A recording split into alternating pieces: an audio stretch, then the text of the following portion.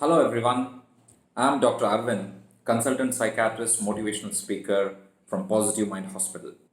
Recently, a video has been viral wherein a child, probably less than 10 years, is in front of a television looking at the movie song and trying to imitate what's happening on the screen. That there is a song and there's a lot of dance moves in it, and the child tries to copy the behavior of what is happening on the screen.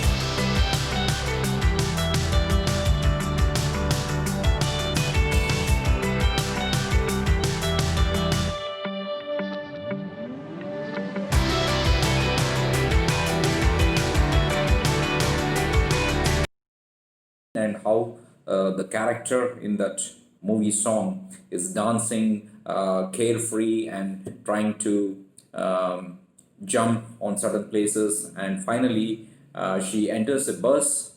In the bus she tries to do some moves wherein she clinges on the iron rod.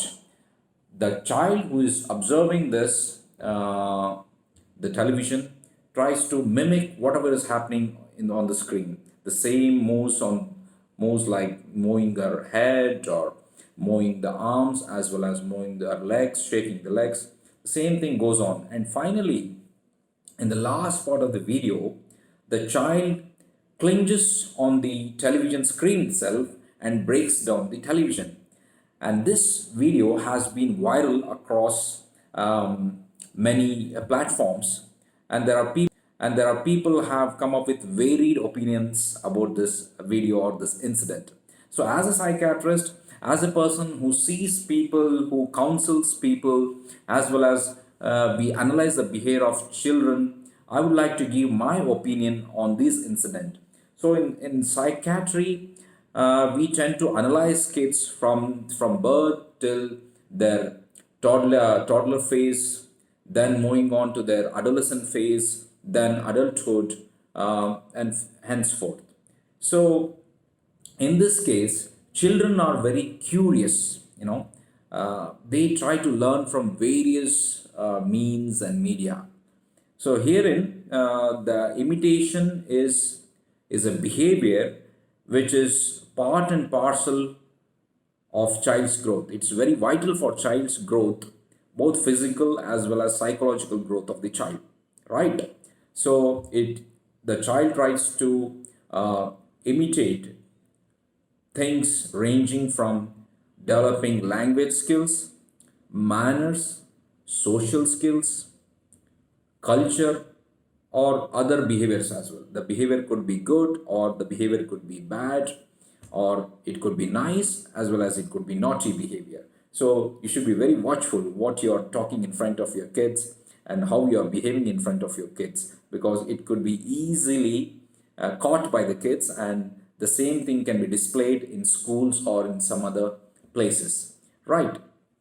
So how does it work? So if you take example of neurology or neurodevelopmental process in our brain, there are 100 billion neurons in our brain. So these neurons are brain cells, okay? So there are 100 billion neurons. There are some very special particular neurons called mirror neurons, which are present in the frontal. This is the front portion of the brain, frontal, and the parietal portion of the brain. There are special neurons called mirror neurons. These mirror neurons work in a way that they tend to grasp whatever is happening in front of them and try to do the same action or same words or same language similarly, they try to basically copy what the opposite person is doing or what the television or the mobile screen is showing them. They try to mimic, for example, some people mimic a singer or an actor. So those are called mirror neurons, which are very specifically activated in trying to catch up with the opposite person's behavior. Right. So but particularly these imitation neurons, which are present in frontal and parietal portion of the brain, are lacking in autistic kids. Autistic kids are the kids or special kids who have difficulties in communication, as well as they have some behavioral problems and developmental problems as well.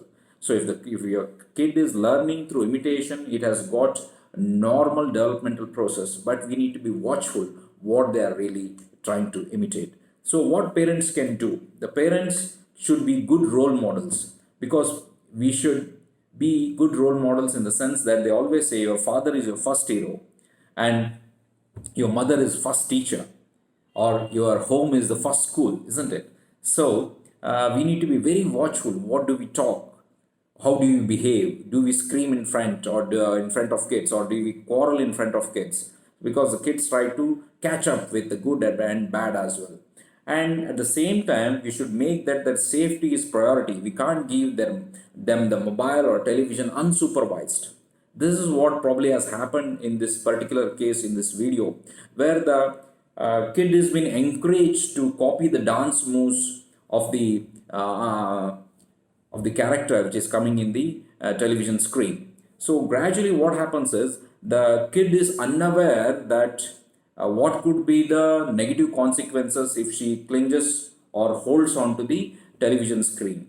There, in the actual movie, the character actually holds on to some iron rod in the bus. But here, it's a television screen. The kid is probably unaware that it is not that firm or that hard to hold on to the weight of the child, and it just falls off, and the TV is broken. But thank God, probably I guess that the child is probably not hurt, because that is more serious, that is more dangerous. Because if you lose a television or a watch or a mobile, probably we can get a replacement. But what about our children? They are unique, they are special to us, isn't it? So hopefully the child has not injured our eyes or head or and the face, isn't it? So that we need to be very watchful that your child can mimic your cooking skills. So be careful whether they are trying to use the gas cylinders or ovens or your knives at the kitchen, or whenever you are doing some acrobatics or some stunt or some style at the house without any safety measures, isn't it? That same thing happens in adolescent kids, that they try to mimic some action scenes of the movie, or trying to ride a bike very fast, or trying to speed vehicles, as well as do some extraordinary stunt, which would really can be very dangerous, because people have lost lives as well have become paralytic, losing their limbs and becoming comatose, getting into comatose state, isn't it? So we need to be very watchful about our kids, what they are really up to. So do not leave your kids unsupervised. At the same time, give some psychological explanation that these what happens in the movie is it's all scripted, and there are safety measures when they hit someone or when they fall. There is some kind of cushioning effect there, they don't really get hurt.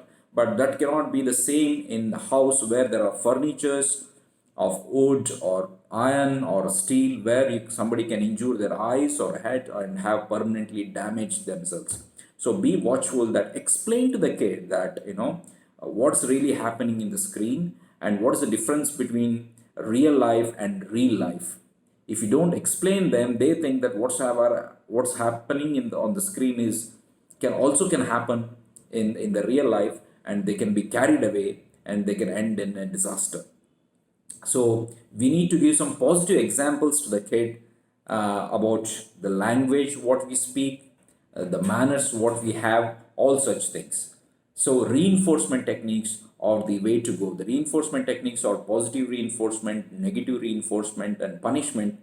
These are B.F. Skinner. He was one of the developmental psychologists who developed these reinforcement techniques. That, for example, if a child has a good manner, if somebody gives the child a gift and the child responds back saying, "Thank you, uncle, thank you, auntie, for the gift," you need to appreciate your child, saying that it was so nice of you that you reciprocated to the uncle or auntie who gave you the gift. You said thank you wholeheartedly. So that's a very nice of you. That's very good of you. If you say that, but that child will try to do that behavior again and again because the child is appreciated for our good behavior. The same thing, if the child is screaming in front of your guests or trying to use excessive gaming or mobile while they are supposed to read, so you need to say them that what is the importance of studies or what is the importance of good manners and behavior in front of the guests.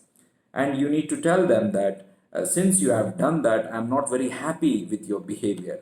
And we might go to an extent saying that, today I was supposed to take you somewhere. Because of your bad behavior, I'm not very happy with you, so I'm not taking. So next time if you rectify, I'll definitely take you out for ice cream or a chocolate, something like this. So that is more of negative reinforcement. And you can also withdraw the pleasures, like, if they are given some reinforcement that if you study for 1 hour, I'll give you 1 star, and if you collect more than 10 stars, I will give you a chocolate bar, or I'll give you an ice cream, something like that. That's a motivation for them to continue the good behavior. So what basically we need to learn from all this is that children imitate us, children copy us. So we need to be a good role models as parents, that we need to explain to the child that what's happening outside the home, how the world is, there, how, what are real, what are unreal, what is, what appears on the screen or in the movies or in the television might not be true reflection of what really happens in real life.